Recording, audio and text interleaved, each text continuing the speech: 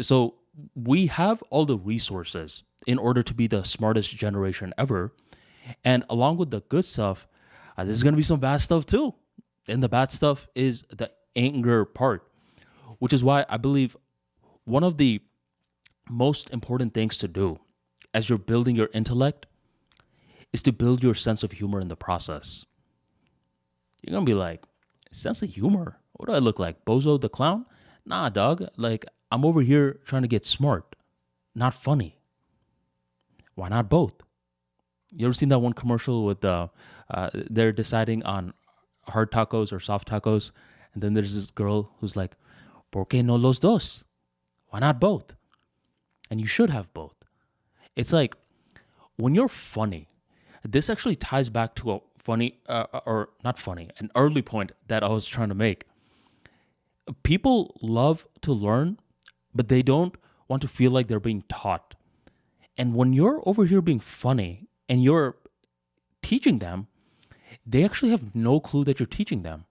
Like right now, if I'm over here teaching about public speaking to someone who wants to learn, and let's say I'm over here just sitting them down and like just breaking down the architecture of a speech and all of that stuff, this person is just going to be sleeping on me. But if I'm over here just telling some jokes in the process and I'm just like, go on, give me a speech about the first time you pissed your pants or something like that. This guy's going to be like, what? No, man, I didn't piss my pants. I'm like, yeah, bro, you did it that one time. He's going to be like, oh, man, how did you know? And he's over here laughing and I'm over here teaching, right? Through the vehicle of humor. So being funny is one of the best ways to teach. A lot of individuals who are trying to be professional teachers, right, in the school system and such, you better be taking some improv as well. You better be funny, homie. And not only is humor great for getting your message heard by others, another thing that humor is really good for is it builds thick skin. I used to know two brothers. Like one guy was like this mean guy, right? And the younger brother was this laid back guy. And I recall the older brother, the mean one, would always insult the younger brother's wardrobe. And he wouldn't just do it within us, the friend circle. Instead, he'd do it in front of outsiders as well, which, by the way, is a snake move. You don't roast your friends, especially your sibling, in front of outsiders, but that's what he's doing. And he's over here just going in on his little brother's wardrobe. He's like, look at your shoes, man. You're wearing lugs. Who wears lugs anymore, bro? It's 2020, man. Come on, bro. Look at your shirt, bro. Look at your hair, bro. And the little brother is over here just laughing away. He's just like, ha, ha, ha, ha. And it's not fake laughs. It's like a real laugh that you could sense. And, afterwards, like I go up to the guy and I'm like, bro, it doesn't bother you when your brother's over here insulting you like that?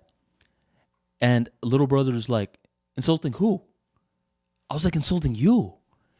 And he's like, oh, that's just my big brother being an idiot. And just like that, he just showed why he has thick skin. See, imagine in an alternate scenario where the little brother didn't have a sense of humor and he wasn't viewing his brother as a joke. This guy may be haunted. He may be like, man, I wonder if I actually have like mental health issues from this big brother. And he's over here, the little brother is over here spending the next couple of weeks to the next couple of months, like waking up in the morning, doing mantras, doing affirmations and such to prove his self-worth. Like that's a long process. But instead, he's over here just turning this brother into a joke, and he's just sidestepping that entire long process. That's what humor can do for you. It's not only a way to deliver a message better to others, it's a way to deliver messages better to yourself. The thicker the skin, the less the stress. So building thick skin is something that I believe is important. It's very important because it's one of those things where you never know when someone is going to just lose it. There's this very funny YouTuber. Unfortunately, he doesn't make videos anymore. His name is Limitless EXP. I actually wrote a newsletter about him one time where I was like, the story of the funniest YouTuber. The thing with the YouTube prank niche is that when it was first starting, there was a lot of real pranks that were going on. Then as the niche started to gain more mainstream success, more people were over here faking their pranks. And since they were over here faking their pranks, the originality started to die down. But something about Limitless EXP, like you watched his videos, you could tell that they were real. And where a lot of the other pranksters were over here like borderline cringe, they were not even pranking the other people. They were just bullying the other people to get a reaction out of them so they could be like, oh, bro, no, it's just a joke. But not Limitless EXP. He was actually a very funny guy.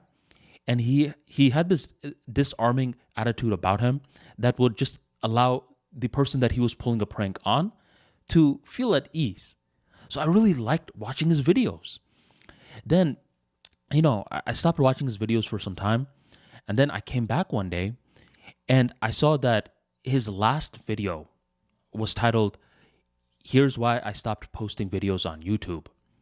I watched the video, and that's when he was talking about how he somewhat lost a love for it, which is completely fine.